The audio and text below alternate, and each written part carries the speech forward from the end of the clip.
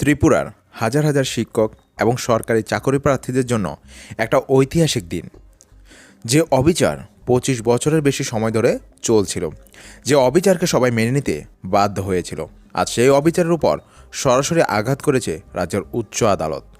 কী সেই অবিচার? ২০০১ সাল, তারপর ২০০৭ সাল, এই ২ বছরে রাজ্য সরকার দুটি বিজ্ঞপ্তি জারি করেছিল, যার মাধ্যমে বলা হয়েছিল নিয়মিত পদে চাকরি পেলেও প্রথম ৫ বছর নিয়মিত বেতন নয়, ৫ বছর শুধু ফিক্স পে। মানে নিয়োগ নিয়মিত, কাজ নিয়মিত, দায়িত্ব নিয়মিত, কিন্তু বেতন অসম্মানজনক স্থির বেতন। কারা বঞ্চিত হলেন? স্নাতক ও স্নাতকোত্তর শিক্ষকরা, যারা টেট পাস করেছেন সুষ্ঠু নিয়োগ প্রক্রিয়ার মাধ্যমে, অনুমোদিত শূন্য নিয়মিত পদে চাকরি পেয়েছেন। তাদের নিয়োগের সময়ই বাধ্য করা হয়েছিল ৫ বছর ফিক্স পেতে রাজি আছেন এই মর্মে লেখা দিতে। প্রশ্ন এখানেই, একজন চাকরি প্রার্থী কি সত্যিই দর কষাকষি করতে পারে? চাকরি না নিলে পরিবার চলবে কী করে? সম্মান থাকবে কোথায়? এই প্রশ্নটাই তুলে ধরেন বরিষ্ঠ আইনজীবী পুরুষোত্তম রায় বর্মন। তিনি স্পষ্ট বলেন, এই মুচলেখা স্বেচ্ছায় নয়, পরিস্থিতির চাপে বাধ্য হয়ে নেওয়া। এটা অসাংবিধানিক। হাইকোর্ট কী বলল? ৮ জানুয়ারি ত্রিপুরা হাইকোর্টের ডিভিশন বেঞ্চ প্রধান বিচারপতি এম.এস. রামচন্দ্র রাও এবং বিচারপতি বিশ্বজিৎ পালিত স্পষ্ট ভাষায় জানিয়ে দিলেন ২০০১ ও ২০০৭ সালের সরকারি বিজ্ঞপ্তি অসাংবিধানিক। নিয়মিত পদে নিযুক্তির প্রথম দিন থেকেই নিয়মিত বেতন পাওয়ার অধিকার আছে।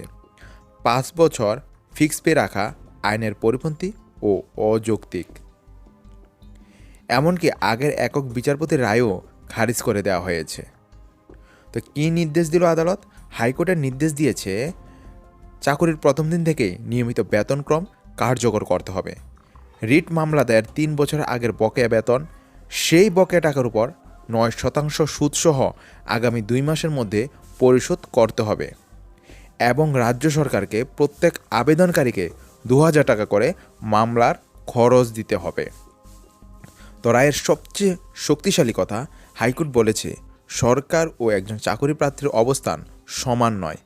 সরকারের নীতিগত সিদ্ধান্ত অবশ্যই সাংবিধানিক মূল্যবোধের অনুসারী হতে হবে। তো দেখুন, এই রায় শুধু কয়েকজন শিক্ষকের জন্য নয়, এই রায় ২৫ বছর ধরে চলা এক ব্যবস্থার অবসান। ভবিষ্যতে আর কাউকে নিয়মিত চাকরি দিয়ে ফিক্স পে দিয়ে ঠকানো যাবে না। আজ যারা আদালতে যাননি তারাও এই রায়ের সুফল পাবেন। তো শেষে একটি কথাই বলবো, আজ ত্রিপুরা হাইকোর্ট দেখিয়ে দিল নীরবে সহ্য করলে অন্যায় শেষ হয় না। আইনের কাছে শেষ পর্যন্ত সত্যের জয় হয়। এটা শুধু শিক্ষকের জয় নয়, এটা সম্মানের জয়, এটা সংবিধানের জয়, এটা শোষণের বিরুদ্ধে ন্যায় বিচারের জয়। তো আজকের ভিডিওটি এই পর্যন্তই। ভিডিওটি যদি ভালো লাগে অবশ্যই লাইক, কমেন্ট এবং শেয়ার করবেন, এবং আমাদের চ্যানেল যদি নতুন হয়ে থাকেন অবশ্যই চ্যানেলটিকে সাবস্ক্রাইব করবেন। Thanks for watching. জয় হিন্দ, জয় ভারত।